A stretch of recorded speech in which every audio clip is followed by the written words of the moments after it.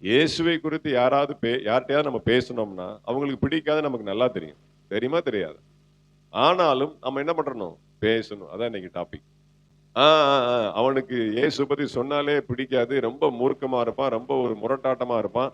ஆனாலும் ஒருத்தர் வந்து ரொம்ப உற்சாகமா போய் அவன்ட்ட போய் அடித்து பேசி ஆண்டவர் தான் ரட்சகர் அப்படின்னு ரொம்ப வருஷம் கழிச்சு, பல வருஷம் கழிச்சு அவனுடைய மனைவி ரொம்ப பலவீனமா இருந்து, சுகவீனமா இருந்து எல்லா டாக்டர்ஸும் கைவிட்டு, எல்லா கோயிலுக்கும் போய் ஒண்ணும் சுகமாக முடியாது. அப்போ அவனுக்கு அந்த வார்த்தை ரீகால். ஐயோ! அன்னைக்கு ஒரு மனுஷன் சொன்னார், "என்னைக்காவது ஒரு நாள் இயேசுவ நீ நினைக்க வேண்டிய நிலைமை வரும். அப்ப நீ இயேசுவை நோக்கி கூப்பிடு. ஆண்டவர் உன்னை கைவிட மாட்டார்." அப்படின்னு சொன்ன உடனே, அவன் போய் ஆண்டவர்ட்ட சொல்றான், ஜெபிக்கிறான். உடனே மனைவிக்கு சுகமாகிறது. பைபிள்ல நடந்ததில்ல. இப்பொழுது நம்முடைய சமகாலத்துல நடந்த ஒரு அற்புதம். அல்லேலூயா.